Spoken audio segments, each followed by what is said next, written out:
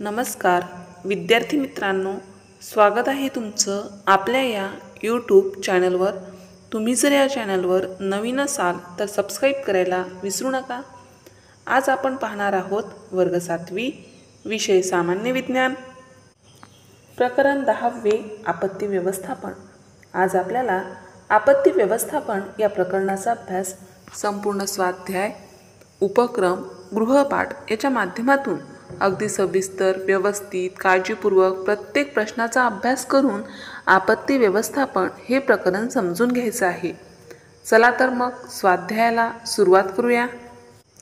स्वाध्यायामध्ये प्रश्न पहिला, आमच्यातील वेगळे कोण आहे? या ठिकाणी काही शब्दांचे गट दिले आहे। त्या गटामधून वेगळा शब्द कोणता आहे तो आपल्याला ओळखायचा आहे। तर पहिल्या शब्दांचा गट आहे दुष्काळ, भूकंप, ढगफुटी, रेल्वे अपघात। तर उत्तर यामध्ये वेगळा शब्द आहे रेल्वे अपघात। दुसरा शब्दांचा गट आहे अवर्षण, अतिवृष्टी, वादळे, सुनामी। यामध्ये वेगळा शब्द आहे सुनामी। तिसरा शब्दांचा गट आहे शिलारस, उष्ण चिखल, राख, टोळधाड। यामध्ये वेगळा शब्द आहे टोळधाड। त्यानंतर शब्दांचा गट दिला आहे पिके वाहून जाणे, पिकांवर कीड, ज्वालामुखी, पीक करपणे। यामध्ये वेगळा शब्द आहे ज्वालामुखी। अशा प्रकारे प्रश्न पहिला पूर्ण केला आहे। प्रश्न दुसरा आहे, सांगा पाहू या आपत्तीवरील उपाय। त्यामध्ये पहिली आपत्ती दिली आहे दुष्काळ। दुष्काळावर आपण काय उपाय करू शकतो? तर उत्तर, राज्यातील तसेच आपल्या भागातील विविध प्रकारे वाया जाणाऱ्या पाण्याचा एकत्रित विचार करण्यासाठी शासनाने राज्य विभाग व जिल्हा पातळीवर आणि लोकांनी आपापल्या स्तरावर समिती गठीत करून ठोस नियोजन केल्यास सध्याचा पाणी प्रश्न सहज सुटू शकतो। पाण्याचा नियोजनपूर्वक वापर व पाण्याचा पुनर्वापर करणे, मोठ्या प्रमाणात वृक्ष लागवड करणे तसेच वृक्षतोड थांबवणे, हवामानातील बदलांचा अंदाज घेऊन नियोजनात बदल करणे। दुसरा आहे वीज पडणे। या आपत्तीवर काय काय उपाय करू शकतो? तर मैदानात झाडाखाली उभे राहू नये तसेच उंच ठिकाणी झाडावर चढू नये, विजेचा खांब, टेलिफोनचा खांब, टॉवर इत्यादी जवळ उभे राहू नये, गाव, शेत, आवार, बाग आणि घर यांच्या भोवतीच्या तारेच्या कंपाऊंडला टेकू नये, दुचाकी वाहन, सायकल, ट्रॅक्टर, नौका यावर असाल तर तात्काळ उतरून सुरक्षित ठिकाणी जाणे, एकाच ठिकाणी अधिक व्यक्तींनी एकत्र थांबू नये, 2 व्यक्तींमध्ये अंदाजे 15 फूट अंतर राहील याची काळजी घ्यावी, प्लग जोडलेली विद्युत उपकरणे वापरू नये, मोबाईल किंवा दूरध्वनीचा वापर करू नये, पायाखाली कोरडे लाकूड, प्लास्टिक, गोणपाट, कोरडा पालापाचोळा ठेवावा, दोन्ही पाय एकत्र करून गुडघ्यावर दोन्ही हात ठेवून तळपायावर बसावे, पोहणारी, मच्छीमारी करणारे यांनी त्वरित पाण्यातून बाहेर पडावे, पक्के घर सर्वात सुरक्षित ठिकाण आहे, घरावर तडीत रक्षक बसून घ्यावे। त्यानंतर आहे वादळे। उत्तर, इमारतीवर पडून नुकसान करू शकणारी झाडे नियमित छाटावी, त्यामुळे होणारे नुकसान टाळता येईल। आपण घराबाहेर असल्यास नेमके कोठे आहोत हे जवळपासच्या नातलगांना, मित्रांना कळवावे। तुम्ही स्वतः बाहेर असलात तर सुरक्षित ठिकाणी आश्रय घ्यावा। गॅस रेग्युलेटरचा स्विच बंद करावा, वीज पुरवठा खंडित करावा। तुमच्या नातलगांना, मित्रांना फोनच्या मदतीने संभाव्य संकटापासून सावध करावे, त्यांना सुरक्षित जागी जाण्याची सूचना द्यावी। घरापासून दूर असणाऱ्या इतर लोकांना घरात तात्पुरता आश्रय द्यावा। यानंतर आहे ढगफुटी। उत्तर, ढगफुटी अथवा मोठा पाऊस आल्यामुळे दरडी कोसळतात, डोंगर खाली येतो, मोठ्या प्रमाणात दगड, माती खाली येते तेव्हा डोंगराच्या पायथ्याशी थांबू नये। प्रचंड पावसामुळे नदीला पूर येतो तेव्हा नदीकाठच्या हॉटेलात, घरात, मंदिरात, लॉजवर न थांबता अन्यत्र सुरक्षित जागी अथवा उंचावर जावे। पावसामुळे रस्त्याला तडे जातात, पूर वाहून जातात, रस्त्यावर दगड, माती मोठ्या प्रमाणात येते तेव्हा आहे तिथेच थांबून मदतीची वाट पाहावी, वाहन पुढे नेऊ नये। आपण जिथे थांबलो त्या ठिकाणी रेडिओ टी व्हीवरील बातम्याकडे लक्ष ठेवून असले पाहिजे. त्याचबरोबर हवामान खात्याने दिलेल्या सूचना ऐकल्या पाहिजे. प्रचंड प्रलयामुळे रस्ते वाहतूक कोलमडते, वीज जाते, मोबाईल टॉवर उद्ध्वस्त होतात, फोन लागत नाही अशा वेळी धीराने संकटाशी सामना करावा. आपत्ती व्यवस्थापन यंत्रणेने उभारलेल्या मदत केंद्र किंवा छावणीचा आसरा घ्यावा. अशा आपत्तीच्या काळात लुटालूट होण्याची शक्यता असते. अशावेळी मोठ्या संख्येने एकत्रितपणे व जमावाने राहावे. औषध, अन्नाची पाकिटे, पाणी मिळण्यासाठी शासनाने स्थापना केलेली मदत केंद्राच्या संपर्कात राहावे. आपत्ती प्रवण क्षेत्रातून सुरक्षित ठिकाणी जाण्यासाठी लष्कराचे जवान मदत करीत असतात, तेव्हा त्यांना सहकार्य करून त्यांची मदत घ्यावी. आपत्ती काळात अनेक अडचणी येतात, मदत लवकर पोहोचू शकत नाही. त्यामुळे घटनेचे गांभीर्य लक्षात घेऊन तातडीने कुणावर दोषारोपण करणे, चुकीचे निष्कर्ष काढणे व अफवा पसरवणे टाळावे. अशा प्रकारे प्रश्न दुसरा पूर्ण केला आहे. प्रश्न तिसरा आहे, सत्य की असत्य ते सकारण सांगा. त्यामध्ये पहिला प्रश्न आहे, वादळ येणार आहे ही माहिती गुप्त ठेवायची असते.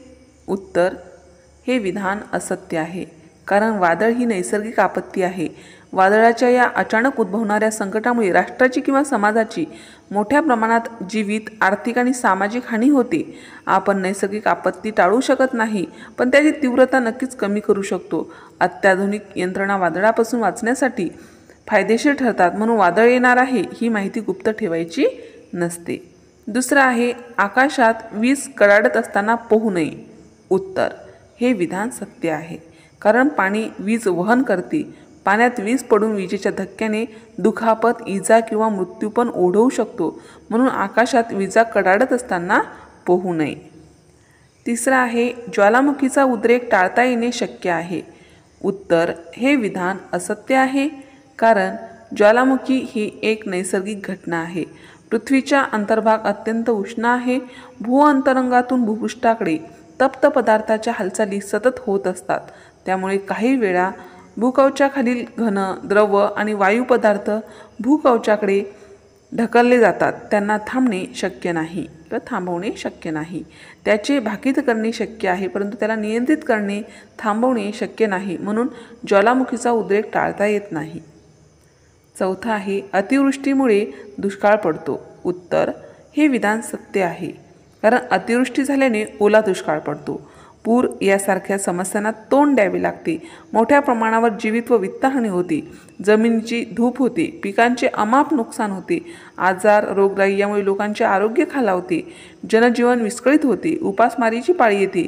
म्हणून अतिवृष्टीमुळे दुष्काळ पडतो. अशा प्रकारे प्रश्न तिसरा पूर्ण केला आहे. प्रश्न चौथा आहे, खालील प्रश्नांची उत्तरे तुमच्या शब्दात लिहा. त्यामध्ये पहिला प्रश्न आहे, त्सुनामी म्हणजे काय, ती कशी निर्माण होते. उत्तर, महासागराच्या तळाशी होणाऱ्या भूकंपामुळे तसेच ज्वालामुखीमुळे निर्माण होणाऱ्या या लाटांना त्सुनामी लाटा म्हणतात. त्सुनामी हा जपानी भाषेतील शब्द आहे. त्सुनामी याचा अर्थ किनाऱ्यावर येऊन धडकणारी पाण्याची मोठी लाट होय. त्सुनामी म्हणजे समुद्रातील पाणी वेगाने आणि मोठ्या प्रमाणात स्थानांतरित होते, त्यावेळी निर्माण होणाऱ्या लाटांची मालिका होय. त्सुनामीची निर्मिती, जमिनीप्रमाणे सागराच्या तळाशी भूकंप व ज्वालामुखीचे उद्रेक होतात. महासागराच्या तळाशी भूकंप झाला तर बाहेर पडणारी ऊर्जा पाण्याला वरच्या दिशेने ढकलते. परिणामी महासागरात विशिष्ट प्रकारच्या लाटा तयार होतात. या लाटा उगमस्थानाजवळ फार उंच नसतात, परंतु खूप वेगाने त्या दूरवर पसरू शकतात. तेव्हा या लाटांना वेग ताशी 800 ते 900 किलोमीटर इतका असतो. त्या किनारी भागाकडे पोचतात तेव्हा त्यांचा वेग आधीपेक्षा कमी होतो, पण त्यांची उंची खूपच म्हणजे सुमारे 100 फुटापर्यंत वाढलेली दिसते. ते 100 फूट उंच होतात. दुसरा प्रश्न आहे, ढगफुटी म्हणजे काय. उत्तर, एका तासात अचानक किमान 1 इंच म्हणजे 25 मिलीमीटर पाणी व गारा असल्यास त्यासह एकंदर 100 मिलीमीटर अथवा अधिक भरेल असा पाऊस म्हणजे ढगफुटी होय. तिसरा आहे, ज्वालामुखीचे परिणाम स्पष्ट करा. उत्तर, ज्वालामुखीचे परिणाम पुढील प्रमाणे स्पष्ट केले आहेत. शिलारस, बाष्प, उष्ण चिखल, गंधक इत्यादी रासायनिक पदार्थ भूपृष्ठावर येऊन साचतात. त्यामुळे डोंगर व टेकड्या यांची निर्मिती होते. ज्वालामुखीतून बाहेर पडणारी राख, वायू यामुळे वातावरण प्रदूषित होते. अनेकदा ज्वालामुखीमुळे पाऊस पडतो. उष्ण वायूमुळे तापमान वाढते. उष्ण चिखलाखाली जंगले वस्त्या गाळल्या जातात. चौथा प्रश्न आहे, विजेपासून जीवितहानी टाळण्यासाठी कोणते उपाय आहेत? उत्तर, विजेपासून जीवितहानी टाळण्यासाठी पुढील उपाय आहेत. मैदानात झाडाखाली उभे राहू नये, तसेच उंच ठिकाणी झाडावर चढू नये. विजेचा खांब, टेलिफोनचा खांब, टॉवर इत्यादीजवळ उभे राहू नये. गाव, शेत, आवार, बाग आणि घर यांच्या भोवतीच्या तारेच्या कंपाऊंडला टेकवू नये. दुचाकी वाहन, सायकल, ट्रॅक्टर, नौका यावर असाल तर तात्काळ उतरून सुरक्षित ठिकाणी जाणे. एकाच वेळी अधिक व्यक्तींनी एकत्र थांबू नये. 2 व्यक्तींमध्ये अंदाजे 15 फूट अंतर राहील याची काळजी घ्यावी. प्लग जोडलेली विद्युत उपकरणे वापरू नये. मोबाईल किंवा दूरध्वनीचा वापर करू नये. पायाखाली कोरडे लाकूड, प्लास्टिक, गोणपाट, कोरडा पालापाचोळा ठेवावा. दोन्ही पाय एकत्र करून गुडघ्यांवर दोन्ही हात ठेवून तळपायावर बसावे. पोहणारे, मच्छीमारी करणारे यांनी त्वरित पाण्यातून बाहेर पडावे. पक्के घर सर्वात सुरक्षित ठिकाण आहे. घरावर तळीत रक्षक बसून घ्यावे. प्रश्न 5वा आहे, महाराष्ट्रामध्ये आपत्ती व्यवस्थापनात अंतर्गत महापूर, दरडी कोसळणे अशा आपत्तीवर कोणकोणत्या उपाययोजना केलेल्या आहेत? उत्तर, महाराष्ट्रामध्ये आपत्ती व्यवस्थापनाअंतर्गत महापूर, दरडी कोसळणे अशा आपत्तींवर खालीलप्रमाणे उपाययोजना केलेल्या आहेत. पावसाळ्यात अनेक ठिकाणी पूरस्थिती निर्माण होऊन परिस्थिती गंभीर होते. त्या पार्श्वभूमीवर प्रत्येक जिल्हा स्तरावर आपत्ती व्यवस्थापनासाठी प्रमाणित कार्यपद्धतीचा अवलंब करण्यात येत आहे. या पद्धतीनुसार प्रत्येक विभागांना कामे नेमून दिलेली असतात. त्याप्रमाणे त्यांनी आपली कामे आपत्तीपूर्व काळात, आपत्तीच्या काळात आणि आपत्तीनंतरच्या काळात करावयाची असतात. त्यामुळे सर्व विभागात समन्वय राखला जाऊन तात्काळ दिलासा मिळतो. पुराचा धोका असणारी गावे निश्चित करणे, हवामान खात्याशी संपर्क साधून व स्थानिक पोलीस पाटबंधारे विभागाच्या साहाय्याने पूर व अतिवृष्टी माहिती त्वरित उपलब्ध करून त्या दृष्टीने आवश्यक ती उपाययोजना करणे. आपत्तीसंबंधी माहितीचे संकलन व वितरण योग्य प्रकारे होण्यासाठी जिल्ह्याच्या ठिकाणी नियंत्रण कक्ष स्थापन करण्यात आलेला आहे.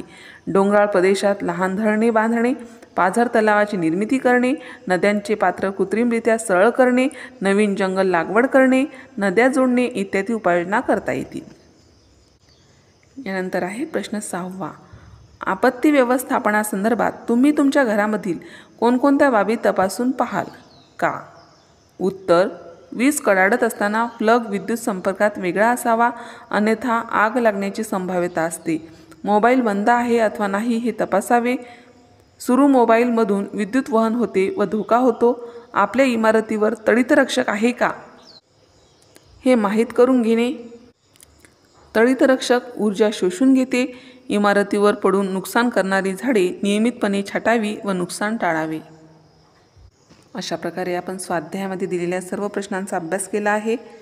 आता वेळ आहे उपक्रमामध्ये दिलेल्या प्रश्नांचा अभ्यास करण्याची. तर उपक्रमामध्ये दिलेला पहिला प्रश्न आहे, इंटरनेटच्या साहाय्याने आपत्ती निर्माण झालेल्या ठिकाणाची माहिती गोळा करा. उत्तर, प्रस्तावना, आजच्या आधुनिक युगात इंटरनेट हे सर्वात वेगवान माहितीचे साधन झाले आहे. जगभरातील विविध ठिकाणी नैसर्गिक व मानवनिर्मित आपत्ती घडतात.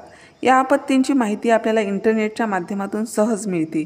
त्यामुळे मदतकार्य, आपत्ती व्यवस्थापन आणि जनजागृतीसाठी इंटरनेट महत्त्वाची भूमिका बजावते. आपत्तीग्रस्त ठिकाणांची माहिती इंटरनेटच्या आधारे पुढीलप्रमाणे. पहिले आहे हैती भूकंप 2010 मध्ये झालेला आहे. 7.0 रिश्टर स्केलचा भूकंप.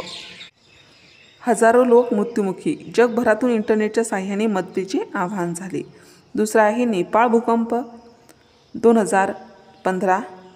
काठमांडू व आसपासचे भाग 7.8 रिश्टर स्केल भूकंप. ऐतिहासिक इमारतींचे प्रचंड नुकसान. आपत्ती व्यवस्थापनासाठी जगभरातून त्वरित मदत पोचली. केरळ महापूर 2018. भारत, अतिवृष्टीमुळे परिस्थिती निर्माण, हजारो लोक विस्थापित. सोशल मीडियावरून मदत मागणी व स्वयंसेवकांची जमवाजमव झाली. त्यानंतर आहे चौथं, जपान त्सुनामी 2011. तोहोकू प्रदेश. समुद्राखालून झालेल्या भूकंपामुळे त्सुनामी. अणुऊर्जा प्रकल्पांनाही धोका. इंटरनेटवर सतत माहिती व बचावाचे आवाहन. पाचवा आहे उत्तराखंड आपत्ती 2013. केदारनाथ परिसर, भारत. अतिवृष्टी व भूस्खलन, यात्रेकरूंचे प्रचंड यात्रेकरूंची प्रचंड जीवितहानी, इंटरनेट व मोबाईल नेटवर्कवरून हरवलेल्या लोकांचा शोध घेण्यात मदत झाली. निष्कर्ष: इंटरनेटमुळे आपत्तीची माहिती क्षणाक्षणाला अपडेट होता राहते. यामुळे सरकार, स्वयंसेवी संस्था व नागरिक मदतकार्यात तातडीने सामील होऊ शकतात. तसेच बचाव पथके योग्य ठिकाणी वेळेत पोहोचतात. समारोप: आपत्ती ही टाळता येत नाही, पण तिचा परिणाम कमी करण्यासाठी इंटरनेटसारखे आधुनिक साधन अत्यंत उपयुक्त ठरते. योग्य माहिती, जनजागृती व मदतीची त्वरित प्रतिसाद यामुळे आपत्ती व्यवस्थापन अधिक प्रभावी होते. यानंतर उपक्रमामध्ये दिलेला दुसरा प्रश्न आहे, वादळांना नावे कशी देतात याची इंटरनेटच्या साहाय्याने माहिती करून घ्या. प्रस्तावना: वादळ, टायफून, हरिकेन व इतर धोकादायक हवामानाची घटना लोक, मीडिया, राजकीय यंत्रणा यांना समजून घेणे, सूचना देणे गरजेचे असते. जर प्रत्येक वादळाची ओळख होण्यासाठी एक छान लक्षात राहणारे नाव असेल तर जनतेपर्यंत खबर पोहोचवणे, त्याची सूचना देणे सुलभ होते. त्यामुळे जागतिक स्तरावर विविध हवामानशास्त्रीय संस्था व संघटनांनी वादळांना नामकरणाची पद्धत तयार केली आहे. वादळांना नावे का देतात तर एकाच वेळी अनेक वादळे तयार झाल्यास त्यांची ओळख सोपी व्हावी, सतत हवामान अहवाल देताना गोंधळ टाळण्यासाठी, जनतेला सहज लक्षात राहावे म्हणून. वादळांची नावे ठरवण्याची पद्धत बघा. प्रत्येक महासागर क्षेत्रासाठी वेगवेगळ्या देशांचे गट तयार केलेले असतात. त्या गटातील देश आपापली नावे आधीच सुचवतात. यादीतून एक नाव अनुक्रमाने वापरले जाते. एखादे नाव वापरल्यावर पुढच्या वेळी यादीतील पुढील नावे वापरली जातात. उदाहरणे: हिंदी महासागर परिसरातील नावे. हिंदी महासागरासाठी Bharat, Bangladesh, Pakistan, Sri Lanka, Maldives, Myanmar, Thailand, Oman, Yemen, Qatar, Iran, Saudi Arabia, UAE या देशांची नावे सुचवलेली आहेत. काही दिलेली नावे बघा या ठिकाणी. भारत यांनी दिलेली नावे आहेत आग, तेज, सागर, गगन. बांगलादेश अंबर, निशान, सितरंग. पाकिस्तान गुलाब, निशान, बरसात.